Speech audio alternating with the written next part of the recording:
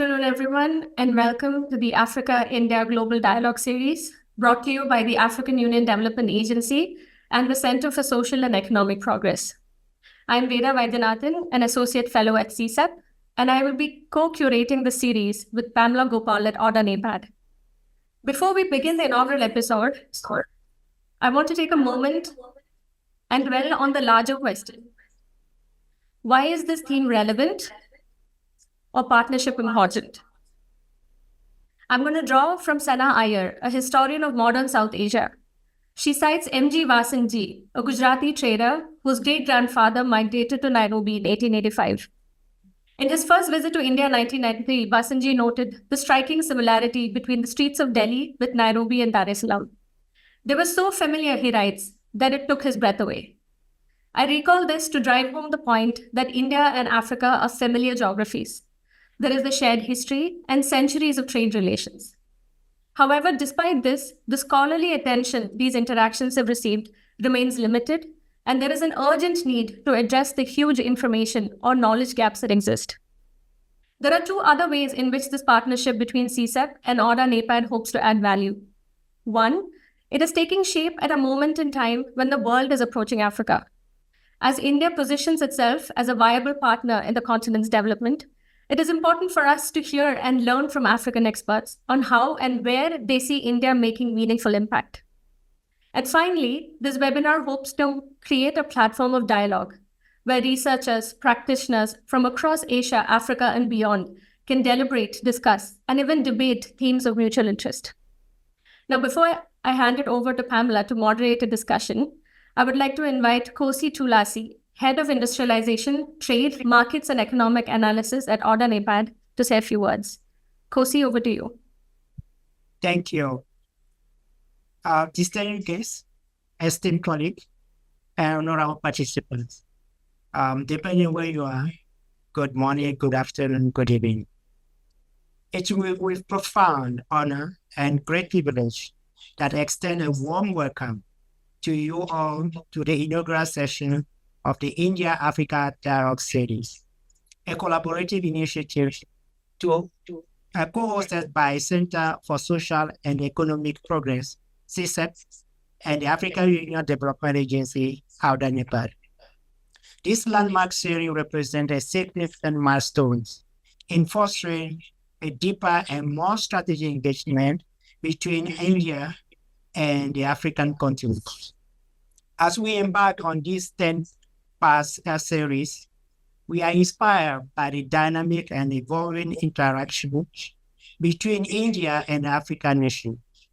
This relationship, rooted in shared economic opportunity and mutual growth, hold immense potential to reshape global governance structures and contribute to a more equitable and inclusive world order. The objectives of this dialogue series are twofold. One, to gain a deeper understanding of Africa's development priorities and strategic interests, to inform and shape the policy framework of both India and Africa in their engagement with one another. Through this discussion, we aim to identify areas of mutual interest, critical access to strengths and challenges of India's current engagement in Africa, and explore collaborative opportunities with global partners to amplify our collective impact. A key feature of this initiative is the role of the AUDA-NEPAD Policy Bridge Tank, which will serve as a conduit for dissemination, the insight and the outcome of these webinars across African member states. This will ensure that the knowledge generated reaches all corners of the continent, fostering a unified and inclusive approach to addressing regional priorities and advancing Africa's development agenda.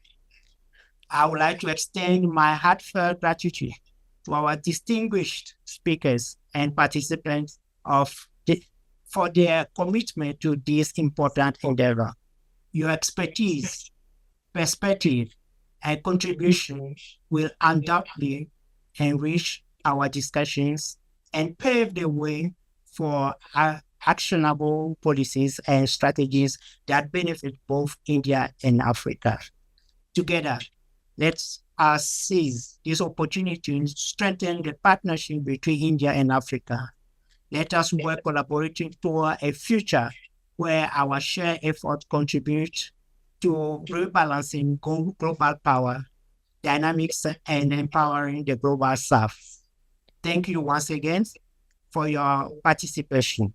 I look forward to engaging in insightful and productive discussion over the course of this series. I thank you. Thank you, Kosi. Now, may I invite Dr. Constantino Xavier, the head of the Foreign Policy Division at CSEP.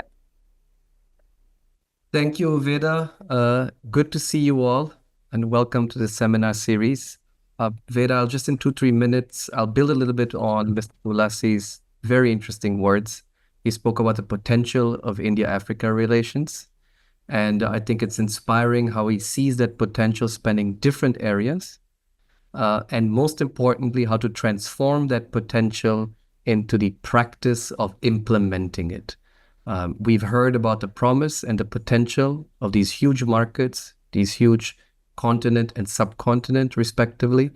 And I think it's incumbent on us to transform this into practice, into thickening this relationship. So 3 points of why the Center for Social and Economic Progress is delighted to do this and invest in this initiative. One is the reason in the person of Veda Vaidyanathan. Dr. Veda Vaidyanathan is one of the few people in this country who has systematically collected experience, practice, of knowledge of how Indian companies, the Indian government operates across different sub-regions and countries in Africa. And we at CSEP value that research experience, and we like to build around people which come with the expertise, more than telling us how India is looking at other regions of the world, how other regions and countries are looking at India. In that sense, Veda is one of these reasons. Second reason is that we have several active programs at CSEP. These are deep research programs that are sectoral, but also regional. We have a big team working on climate, the role that India should play in the decarbonization with developmental sensibilities from the global south, which India hears and has at its heart, which I believe also many African friends have at their heart. This is a different sensibility from the global north, and is one that we're actively researching, not just from an ideological or political perspective, but from a research and evidence-based practice that finds solutions for the developmental challenges of these countries to accelerate their climate transition. We have big teams on health. We have research on the geopolitics. We have research on infrastructure, shipping, ports, railways, very important issues for the development and modernization of Africa and of India. And we also have a lot of work on critical minerals, for example, and the mining industry, which of course is an important developmental factor in Africa. And third and last, let me just say a word of why the African Union's development agency, NEPAD, that we chose and we're delighted to partner with. There has been a significant multilateral element in how India looks at Africa. It has been 10 years since we've had the last India-Africa summit. That was one co-anchored with the African Union. We have seen India under the G20 presidency investing politically and making the African Union a joint equal member of the G20 club. And therefore, I think no one better than AU-NEPAD to help us not only in find the developmental solutions, but also invest in the research ecosystem that we need to build with African scholars, African think tanks, African universities to help us find these solutions to what, again, Mr. Ulassi said, is the promise and the potential and implementing that. Thank you, Veda. Over to you all to make the magic happen over the next 10 series. Thank you. Thank you, Dr. Xavier. Now, Pamela, over to you to make the magic really happen. Thank you. Thank you. Thank you so much, Veda, and good morning, good afternoon to you all. It is a distinct honor for me to introduce you to this Inception webinar series of the India-Africa Dialogue. This series is pivotal, as mentioned, as an initiative that is aimed at strengthening the ties between India and Africa through a meaningful dialogue and collaboration. To save time, the bios of our esteemed speakers are available in the chat, And I encourage you to please take a moment to familiarize yourself with their impressive backgrounds. So as we gather today, it is important to highlight the cultural integration between India and Africa, which underscores our shared values and mutual respect. And as mentioned by Veda, apart from our geography, as mentioned also by Dr. Xavier about the G20, I just want to use an example regarding in India and Africa. And India, we have seen in the G20, who have showcased their cultural richness through various events and even incorporated local traditions into the G20 proceedings by adopting the Varanasi principles. Similarly, South Africa emphasizes the spirit of Ubuntu and solidarity, integrating cultural elements into its G20 activities. And these efforts are more than just symbolic. They reflect our commitment to honoring and celebrating our diverse heritages while working towards common goals. The cultural similarities between our regions are quite evident, and they form a strong foundation of our partnership. So by embracing these shared values, we can foster a deeper understanding and cooperation, which will ultimately drive progress and development for both India and Africa. So let us use this opportunity to build a stronger, more resilient partnership, and together we can create a future where our collaboration helps balance global power and helps strengthen the global South. So I am looking forward to this discussion personally today, and it is my distinct pleasure to hand over the platform to Dr. Dennis Ferencia, the Executive Chair of INCAFO Policy Institute, which is a think tank based in Yaoundé, Cameroon. Over to you, Dr. Dennis. Thank you. Thank you so much, Pamela. It's very exciting for me to join this very esteemed conversation. I am very honored to be the inaugural speaker to kick off this series of conversations over the next 10 months. So, ladies and gentlemen, I think all protocols have been duly respected. It is indeed a great honor for me to really, get this conversation started on India-Africa relations and how we can strengthen this strategic cooperation. I want to first really thank AUDA-NEPAD and CSEP for bringing us together for this really critical conversation. Now, the relationship that we have, the relationship between India and Africa, is one of history, it's one of mutual respect, and it's one of really shared aspirations. And it's a partnership that is built on values, of solidarity, of economic cooperation, and as Pamela said, of cultural exchange. But today, as we navigate an evolving global landscape, strengthening this strategic cooperation between India and Africa is not just for mere diplomacy.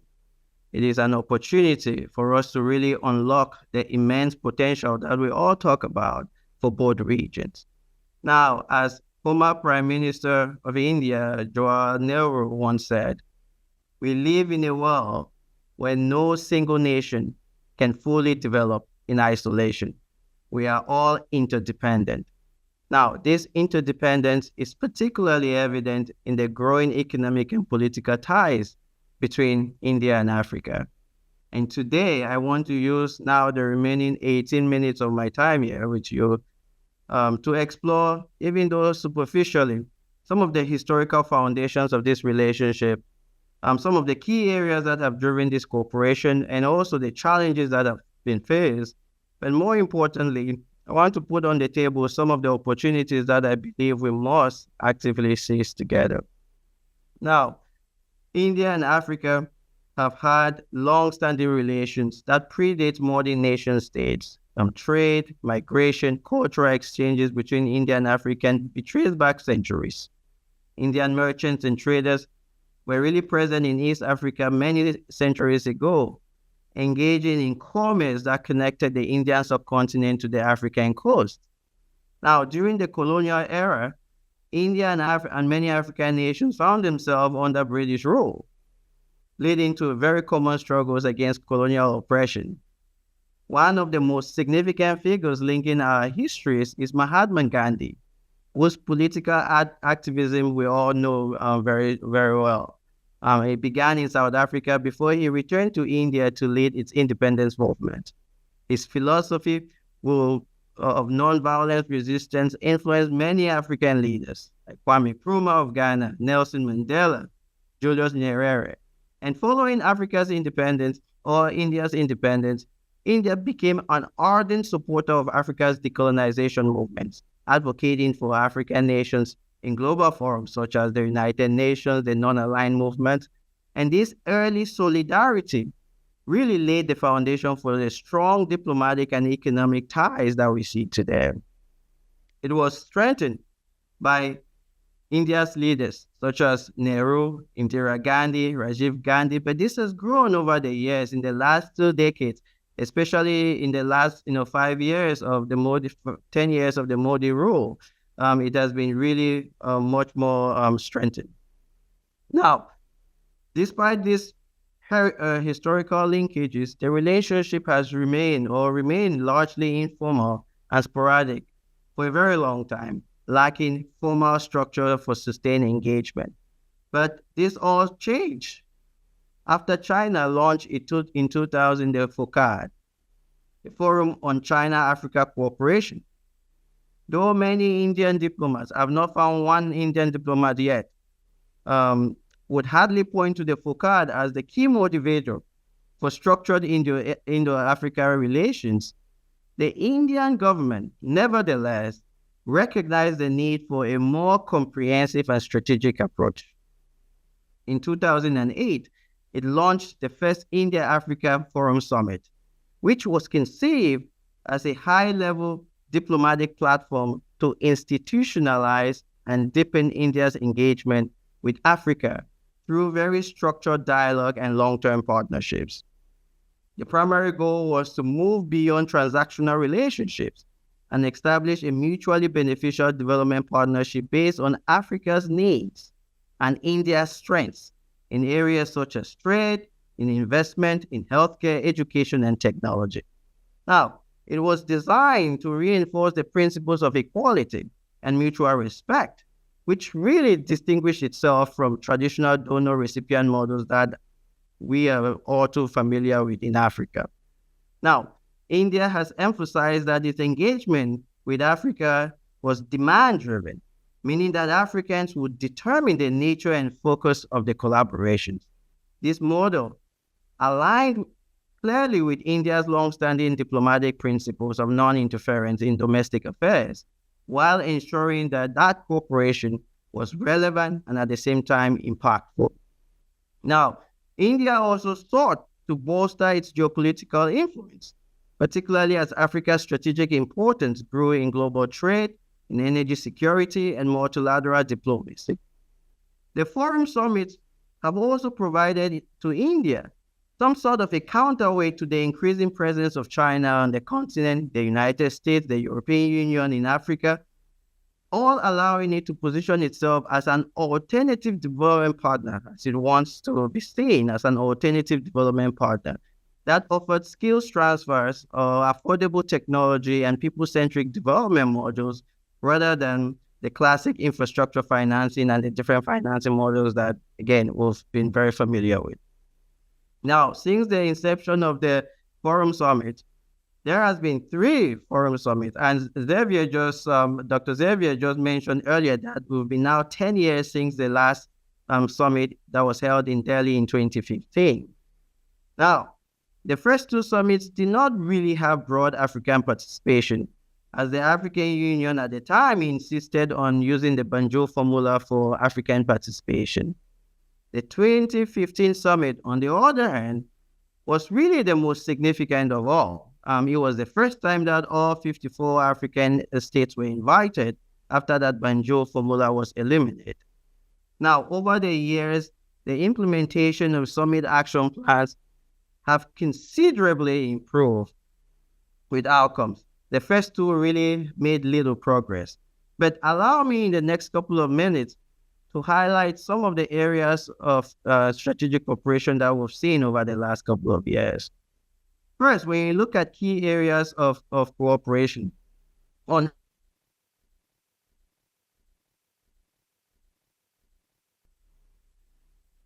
please, we're trying to just be patient. Sorry, we are trying to resolve it and get him back on. If you give us a few moments.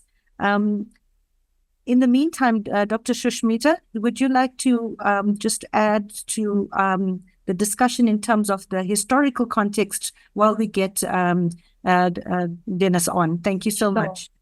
Sure. Thank you so much, Pamela.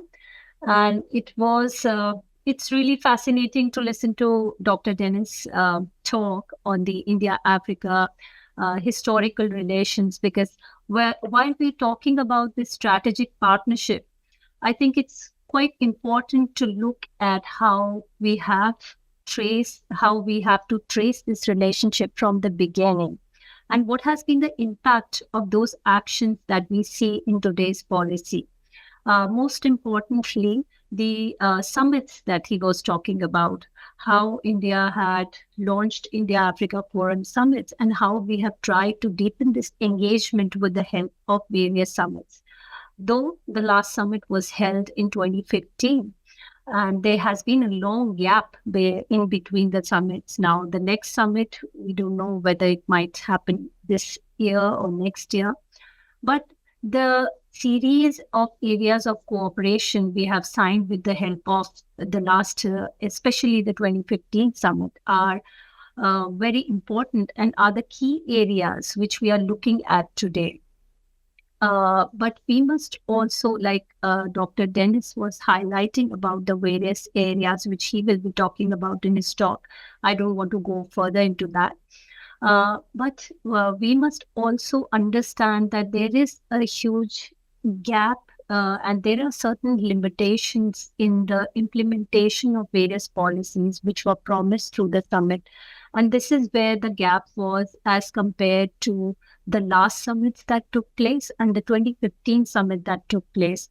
There was a huge gap in the delivering of various credits and the number of policy measures which were promised in the last few summits.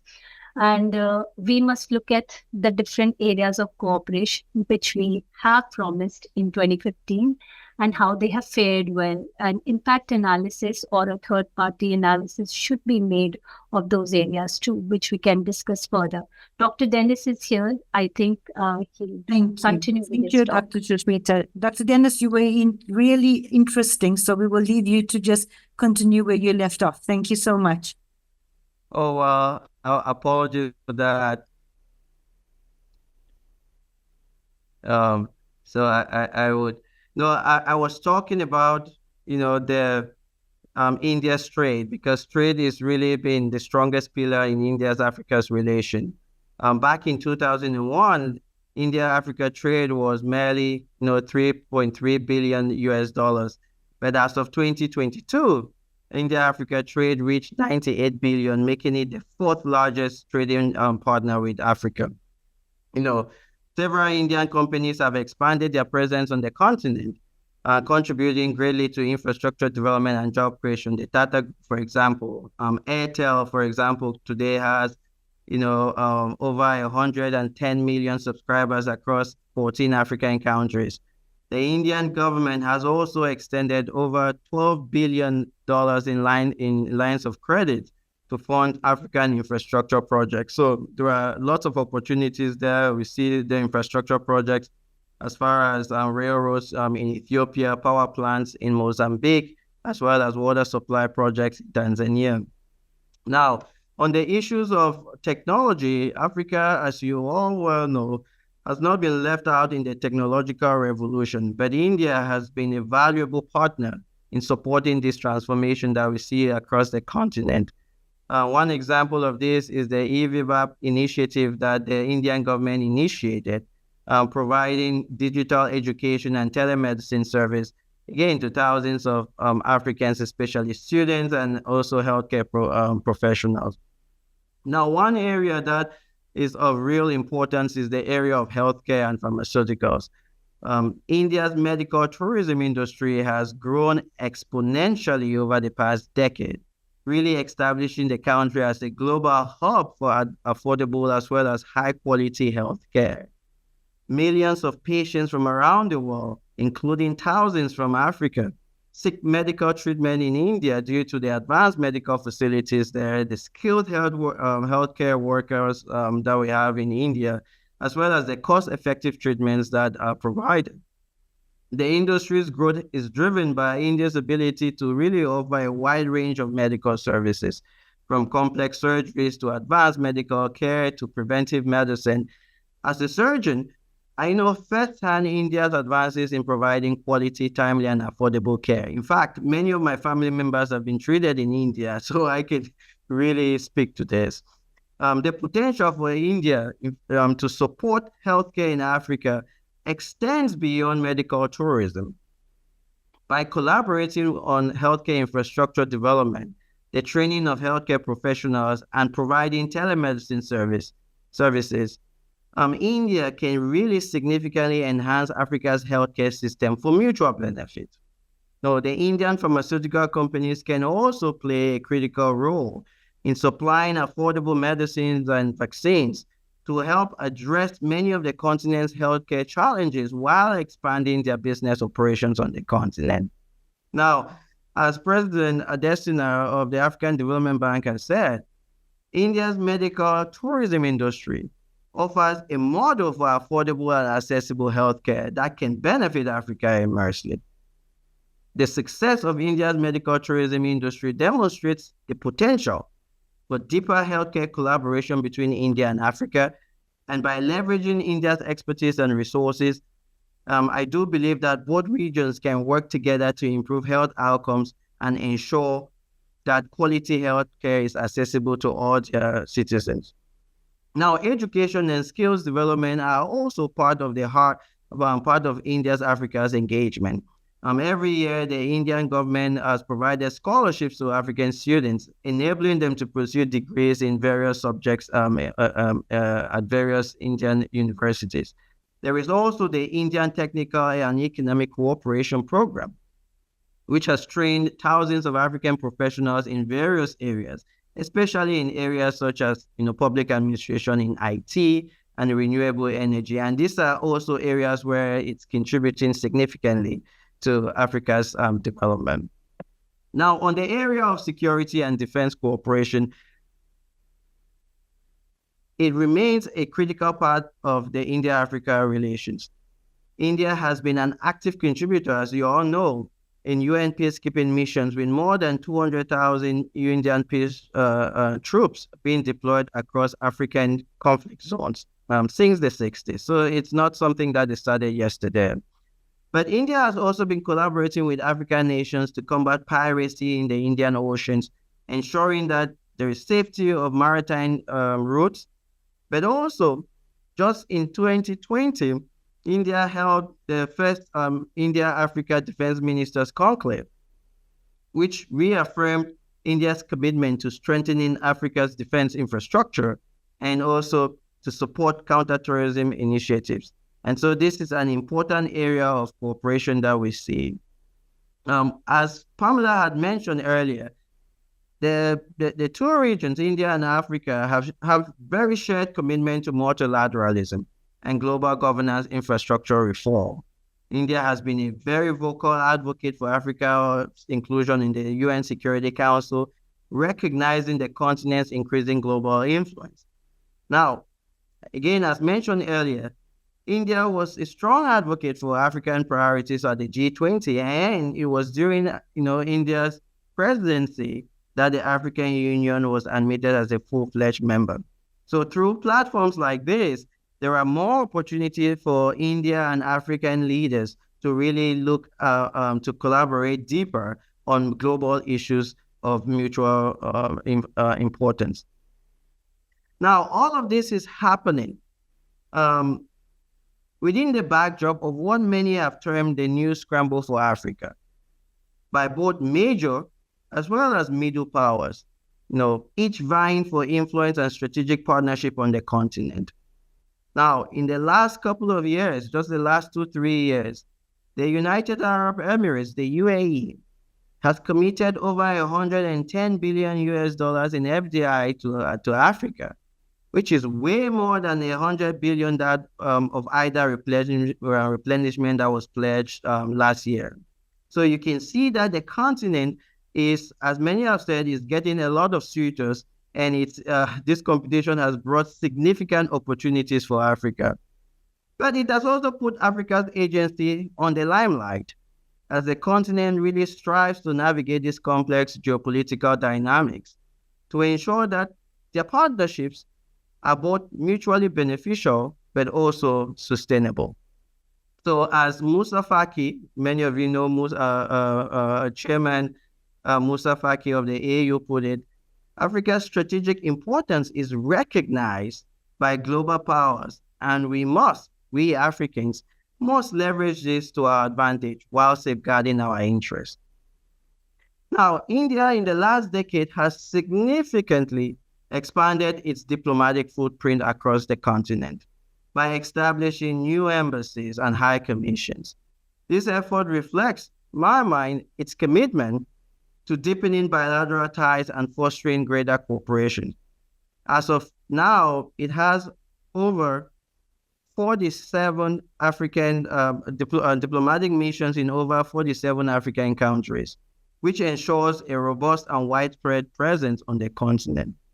Now, this was echoed by former Indian Minister of State for External Affairs when he said that, the expanding diplomatic network on the continent is really a testament to India's dedication to strengthening, the relationship with, and seek new avenues for collaboration with African partners.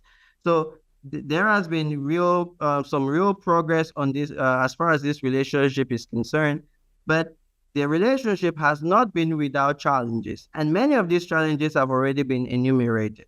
First, as Dr. Xavier mentioned, we are now entering the 10th year since the last Forum Summit. The fact that, stakeholders have not been able to prepare and agree on the next summit is already problematic. That's one thing. Secondly, it is very clear that India's relationship with various African countries would really blossom more on bilateral relations, especially with countries where there is a large Indian diaspora. Those countries will undoubtedly continue to be prioritized. Certain regions like the Central Africa region has very little exports and imports to Africa, to India, and so there are real opportunities there. But countries like South Africa, Kenya, Mauritius, Tanzania would continue to be prioritized, especially because of their location. Another thing I wanted to really highlight is that there are negative perceptions that persist, especially at the people-to-people level, which I believe needs to be better managed. For example, videos of African students being maltreated can tarnish the goodwill that many Africans have of Indians in general. So there are issues like that I believe have to be better managed going in the future. At the same time, African governments are bereft with a lot of inefficiencies within their systems, and there is insufficient state capacity in many countries which continues to be a big barrier to deepening collaboration with Indian counterparts. So those are areas where we need a lot of capacity building to ensure improvement in state capacity within our African governments. There are also challenges with regards to the ease of doing business in many of our countries, which makes it very difficult for Indian business executives and forces them to really take a pause when they think about investing in Africa, especially where there are few trustworthy interlocutors. So these are some of the areas where I really think we need to look into. Now, there are a few strategic areas of opportunities that I see, as I wrap up here quickly.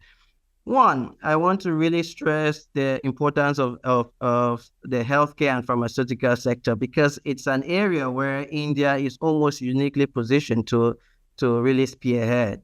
It can leverage its expertise in medical tourism by partnering directly with many hospital systems on the continent, as well as establishing new ones. This is an opportunity that, with India's experience, it's almost uniquely positioned to execute very well. As we all know, India is often referred to as the pharmacy of the world due to its high quality yet low cost generic medications. Again, a huge area of opportunity to expand into the African continent for mutual benefit. The area of information technology and managerial expertise. India's booming IT sector presents valuable opportunities for the continent, which is also at the same time undergoing its own digital transformation. So the Pan-African e-network project that the Indian government has deployed is a good example of that, but that needs to be further strengthened across the board. Many African leaders and professionals have been trained in institutions across India in various areas, and I think this managerial cooperation, India can really leverage that as it partners with other African colleagues.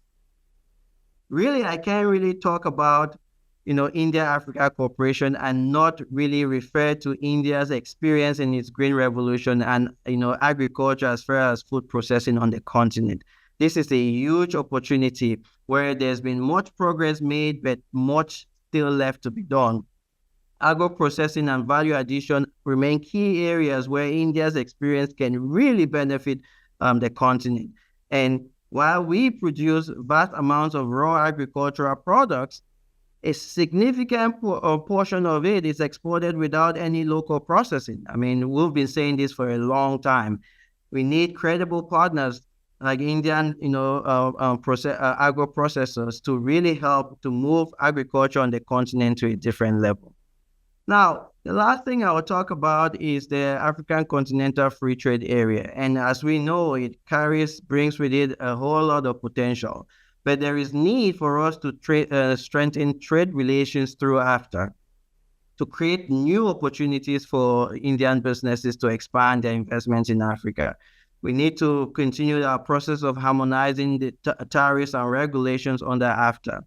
And additionally, India has significant experience in developing special economic zones, which can really be helpful on the continent. And I do think these are opportunities for us, to be able to really push that as far as the relationship is concerned. So there are some of these opportunities that I see as far as priority opportunities. And I do think, speaking from a think tank, I do think think tanks have a key role to play in this. I can't end this conversation without talking about the role of think tanks, especially as I'm from one of those think tanks.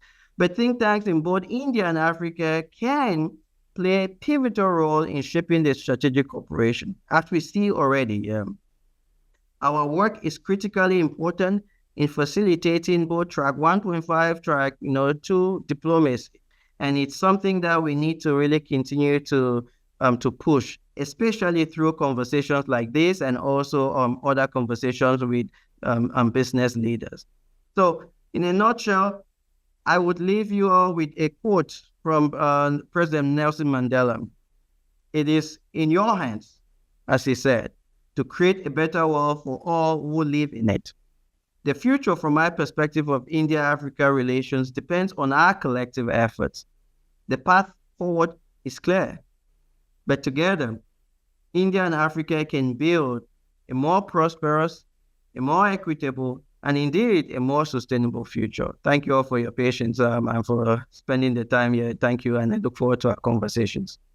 Thank you so much, Dr. Dennis. It is really a great challenge for us as CSEP and AUDA-NEPAD to take this last word of your recommendation forward, where we can do much better in taking the relationships and everything that you have outlined in your presentation. That was indeed a very, very brilliant presentation, and indeed the role of think tanks are very vital in terms of, and Africa, it is a huge disconnect on how think tanks actually operate with policymakers. And being in the ecosystem of policymakers, we are working very hard to make sure that the content that think tanks can generate are actually read and reviewed and actioned by the policymakers. So thank you very much for that. Without further deliberation now, I would hand over to Dr. Shushmita, who will just reflect for another 8 minutes, and then we will open up to Q&A. And please, I encourage the audience to continue posting your Q&A, or you also will have an opportunity to raise your hand. Thank you very much. Over to you, Dr. Shushmita. Thank you so much. Thank you so much, Dr. Dennis, for your presentation. And while we all have heard the presentation, which has covered most of the topics, most of the areas of collaboration between India and Africa, I would just reflect on some of these and try to bring out what are the possible areas of collaboration which are key to this engagement between India and Africa. So while we talk about India and Africa relationship, as you heard, it dates back to centuries, and there is moments of exchange, shared history, exchange of people from one place to another. But there is a huge potential in collaboration in contemporary times. While looking at the approach that India has, the approach of India towards the African continent, one can say that the approach has not been that of a donor and a recipient. In its approach through various policies, through various measures, we have seen that India always considered itself to be a partner with African countries in its developmental path, and not have a relationship of that of unequals. It has been a strong advocate of AU membership in the G20, and it does want to continue these objectives further with more collaboration and partnerships. There are few key areas that I would like to highlight again that Dr. Dennis did in his presentation. First is technology. The India-Africa cooperation through technology is something that has been talked about time and again, but it is also one of the strongest pillars of this engagement between India and Africa. This technological collaboration is something that has existed since a long period of time. Since mid-1960s, India implemented the ITEC program, which is running successfully in many African countries in order to provide capacity building, to provide project assistance through various projects, scholarships, and also for institution building. So in fact, Pan-African e-network is one of the largest digital projects that has been implemented throughout various African countries. In fact, India has entered into technical cooperation with many of the African countries like Tunisia, Egypt, Mauritius, and South Africa also. But digital empowerment and technology, we see, has been a critical pillar of this India-Africa partnership. And there are various avenues and various reasons why this should be explored further. We have seen India's digital stack performance and its own experience in payments and biometric identification system in India, where this is where both the countries can partner. This is where both the countries have a future to collaborate. India has already had some experience in implementing Aadhaar biometric system, the UPI payment gateway, DigiLocker for digital verification, and important document certificates, and things like eKYC, which have been used in the banking sector. However, all these technologies, all these experiments have done quite well in India and can be further explored in many of the African countries. However, if we want this partnership to succeed, the private sector also has a huge role to play in this. There are many Indian companies which have invested in establishing digital solutions for banking and communication sector in India, like Tech Mahindra, Bharti Airtel, which has invested in Tanzania's TICS initiative, and Airtel Money, which are collaborating together. Zimbabwe's Cassava Technologies, Satsai Money Transfer partnered with Airtel Money. All these areas and all these collaborations can be explored further in other regions as well. Like we said, that Indian cooperation, as highlighted by Dr. Dennis, that at the same time, we must also have bilateral collaborations with African countries. Things like forum summits are all the more important, but there are also bilateral collaborations and cooperations which have been signed in the past, and we must continue with that also. Diaspora is still one of the key factors through which, a deciding factor through which a number of investments have been done in the past, but it can be explored further to be taken up in certain countries where India does not have that much of a significant diaspora. Another area which is very, very important that was again highlighted is the India-Africa cooperation in agriculture. Agriculture is one of the critical pillars of India-Africa partnership, and Indian expertise in the field, along with agricultural technologies, have played a crucial role in boosting productivity of the African agriculture sector and also supported regions' food security endeavors. So food security remains one of the most pressing challenges for Africa, and it extends beyond the agricultural output, as we all understand that it has interrelated factors like availability, accessibility, and affordability. Many Indian scholars have written on this. And India has been engaged in several development programs in Africa, especially in various countries of Ghana, Cameroon, Angola. There have been certain key partnerships through which India has been able to provide some vocational training institute, incubation centers have been established, agribusiness incubation programs are running in Ghana, Angola, Mali, food testing labs in Nigeria, Zimbabwe, Gambia, and Rwanda. So these are some of the initiatives that have been taken up, and these can be explored further in other areas too. There have also been many successful examples of Indian partnership that have produced some positive results in some countries, like Kirloskar Brothers Limitation irrigation projects in Senegal, which boosted the rice production in a major way. And at one point of time, how Andhra Pradesh government from India sent 500 farmers to cultivate land in Kenya and 20,000 acres in Uganda. So some of these projects have had some positive results, and lessons can be learned, and these initiatives can be taken up further into other areas in Africa. Technology also plays a huge role, and the biggest challenge is to ensure in agriculture, to ensure a food system, a secure food system. And some of the key ways through which India can share some of its successes or some of its positive impacts with the African countries could be by providing better seed technology through the India-Africa Seeds Bridge project that has been running successfully in some of the countries like Liberia, Kenya. India can actually provide it with the help of some of the private investors, and this can be taken up in a major way because some of the firms like JK Seeds, Namdhari Seeds, they have already invested in African countries and they understood the African market. So there is a need for providing better quality seeds, and these expertise can be further explored. Another area where India can provide its expertise is the drip irrigation technology, which is a low-cost technique of drip irrigation that has been developed by some of the Indian companies like Jain Irrigation, Netafim, Kisan Irrigation. This can be explored further too in some African countries where there are lack of proper irrigation facilities. Another area could be no-till farming, which has been successfully implemented in the Indo-Gangetic plains and can be further explored in the African countries.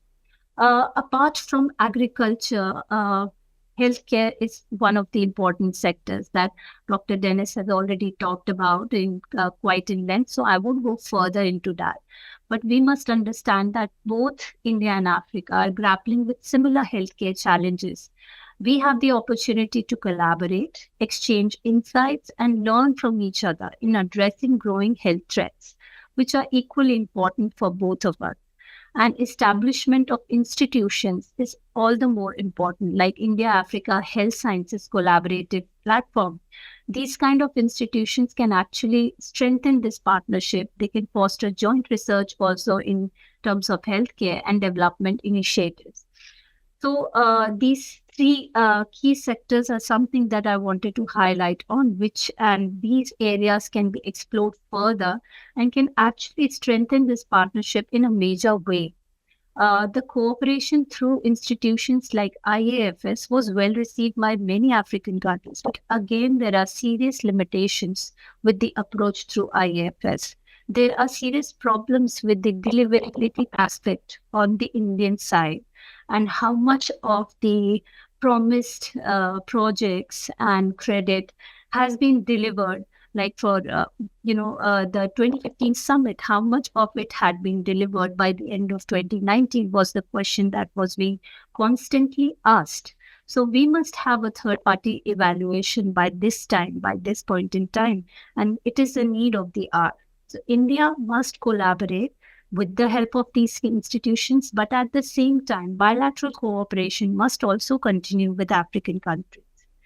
I would like to stop here and I'll leave time for discussion. Thank you, Pamela. Thank you so much, Dr. Shashmita. So thank you so much. To date, up to this point, we've heard about the deep history between Africa and India. We learned about the foreign relations that we've had, the common development priorities that we have exchanged, as well as similar challenges and also the opportunities that lie ahead of us. And I think it's this collaboration between CSEP and the African Union Development Agency that will work closely to strengthen some of these relations. There are two questions on the chat box. There's also a hand that is up. We'll try to quickly, some of these have already been covered, but there's one question, particularly in the pharmaceutical arena. So I will lean on to Dr. Dennis to respond to that. And it says, given India's global leadership in vaccine and pharmaceutical manufacturing and recognizing India's pandemic revealed pharmaceutical vulnerabilities and over-reliance on international markets, especially in alignment with the pharmaceutical manufacturing plan for Africa, what systematic approach can Africa and India collaboratively adopt to bolster existing and developing policy, research, private and public sector institutions? The rest of the comment is just about a collaboration that's aimed to upskilling and reskilling in regional workforces. But Dr. Dennis, let me allow you to answer this question, please. Thank you very much, Pamela. Thanks for that question. Very informative question. I want to highlight really the African CDC as a response to that particular question. Ever since the inaugural CDC director, Nkengasong, and the new CDC director, there has been a very elaborate plan on bilateral and multi-stakeholder engagement to improve research collaboration on the continent on a wide range of issues, training healthcare providers, pharmaceutical and collaboration, vaccine development, various African medicine and collaborative that has been developed, and India has participated and continues to participate in those collaborative. So that's an area where the Africa CDC has really taken the lead, and rightfully so, in ensuring that Pan-African vaccine development. I mean, we already know in a vaccine plant has been inaugurated in Rwanda, and there's another being inaugurated in South Africa as well. So all of these are ongoing. So there is, from the African perspective on that, there is a very well thought out plan with avenues for bilateral and multilateral engagement. Great. Thank you, Dr. Dennis. There is another question that I'm going to take a liberty to just respond, and then we'll open it up to the two hands that are raised. And the other question was, what do you think? Do you think there is a role or space for a think tank exclusively on India-Africa engagement, or is there already one that exists? I think that this is a very, very important question, especially given Dr. Dennis's response at the end, the last slide. There are a few think tanks that actually do occupy the space by conducting studies and publishing reports, as well as organizing dialogues and strengthening the research between us. But this is predominantly the role of this engagement and the webinar that we are having, to strengthen the collaboration between India through a CSEP and the African Union. But the African Union does not act alone. We act with a bank of think tanks in the continent. And Kafu Institute is one of them. But of course, this does not discount any think tank having a good, valuable insights and to provide this evolving dynamics between India and Africa relations. So I hope that I've answered that question. I see Himreshi, can you please go ahead and pose your question to the platform? Thank you. Can you hear me? If you can't, you can maybe prepare yourself and I'll Yes. Okay, thank you. Hi, I'm Himanshi. Hi, Manji. I have a Please go question. ahead. Thank you. Yes, please pose your question. All good. I am a scholar I'm a scholar at the Department of African Studies in Delhi University. So when we talk about the collaboration of India and Africa, I'd really like to highlight the fact that maternal health was actually raised in Africa, which is the first country was Nairobi. So now when we see the measures, India also sees maternal health as a very, very important issue. So now again, when we come back to Nairobi, there's a way many African countries which really talk about maternal health, right? So the strategic things I want to talk about is what really Africa has done and what the impact the Africa has done in the entire world to take it forward as maternal health being the most relevant issue in the world. Since UNICEF India, United Nations Children's Funds also work on maternal health, and their initiatives like Every Child Alive, they really work all across the board. So what's your take on that? Dr. Dennis, Well, thank you. maternal health is definitely an extremely important issue. So I couldn't agree with you more on a wide variety of areas on educating the mother, but also ensuring that the mother and during pregnancy is healthy, and also carrying that post pregnancy. So maternal health is a very important area. I think there are many. Many organizations and governments are tackling that across the board. So you see, maternal health in Africa has the maternal mortality has continuously dropped over the last 2 decades. So that is an area where there's been improvement. So I don't understand how to expand that outside of Africa, because if you look at other continents, the level of maternal mortality was already very low. But there's been a lot of work in India and various African countries to help reduce maternal mortality. Thank you so much, sir. But according to my research, since I work very closely with maternal health. Sorry, if I may interject, we're going to discourage a dialogue. If you to allow, because of time, to allow the other questions to flow, please. Amit, you have the floor. Thank you so much. Sure. Amit, if in the meantime, can I go with the next hand that is raised? I cannot see your name, but please, if your hand is up, please go ahead with your question.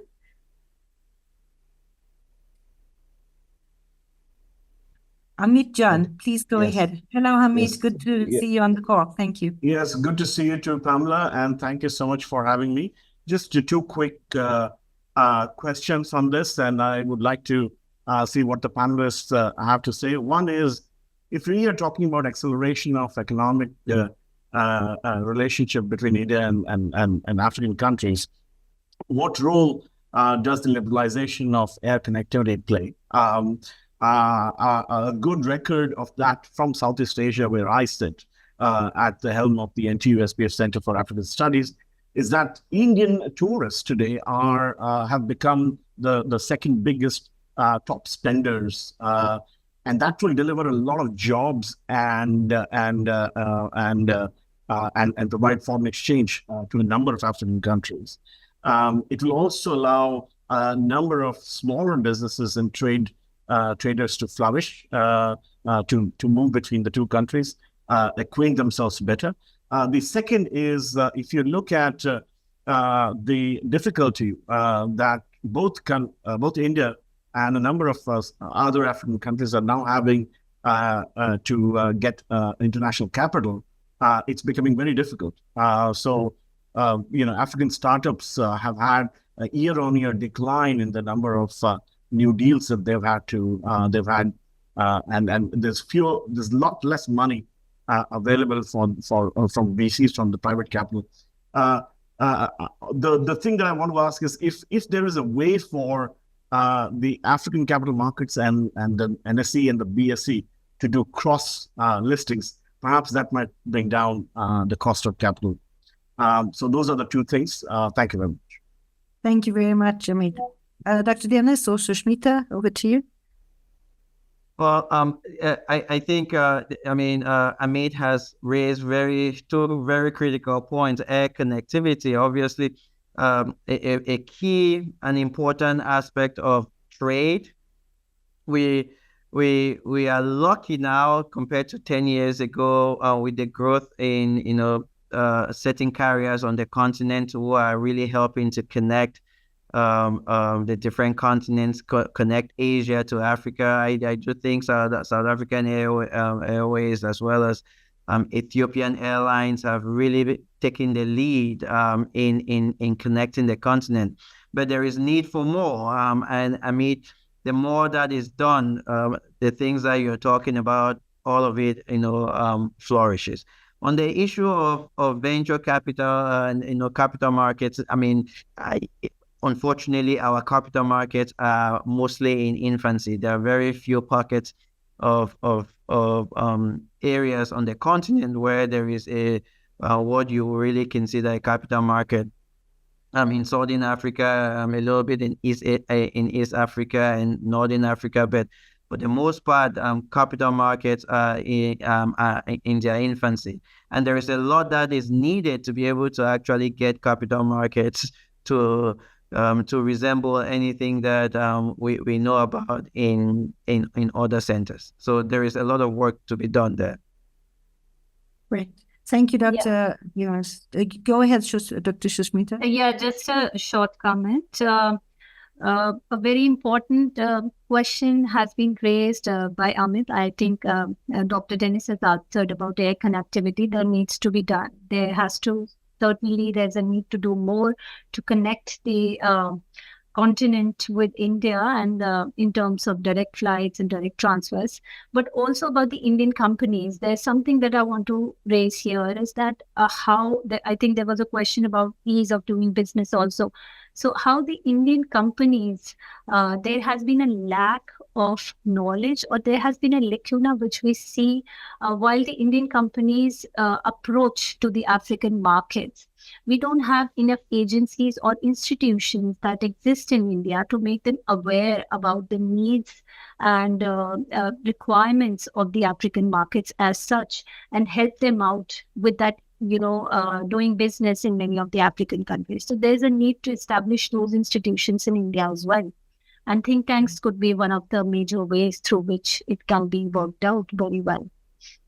Great. Thank you so much for that. I think that response goes into a question that was asked about prioritizing intellectual and cultural centers between, India and Africa exchange. And I think that centers of study between Africa and India is very important. So thank you for your question, John. We will work as bilateral discussions on that.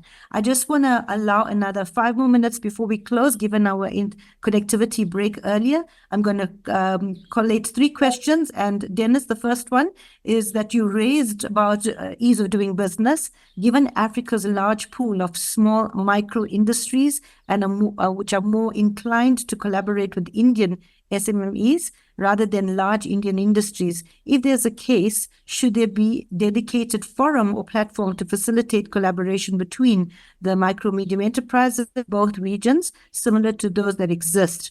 For the larger ones, for the larger industries. And then the other question falls in the area of infrastructure. Is there any collaborative efforts in infrastructure? And the final question on a possibility of critical minerals, if there's a possibility of signing an MOU between India and the African Union. And I think absolutely, we have our head of industrialization, Mr. Kosi Tulasi, on this call, who's working on critical minerals, and we are definitely working in the space as well. So I'll leave the floor open now to Dr. Dennis, and then we can hand over to Veda shortly. Thank you. Thank you, Pamela, and thanks for the questions. Now, on the SME side and collaboration there, I just want to highlight that there's been at least the 4th India-Africa entrepreneurship and investment forum that has been organized. I think the last one was in Kenya, in Nairobi, Kenya. So there are some avenues for not the very large companies and corporations, to partner, but also a much smaller entities so to collaborate. So those are avenues to look into. On the infrastructure side, most of this is bilateral, and as I said earlier, at least India has had lines of credits of more than 12 billion over the last 10 years as far as infrastructure and different large construction projects are concerned. So there are that collaboration on infrastructure is going. Obviously, it's not it's not to the size that it is significant, but also there are still opportunities for it to expand.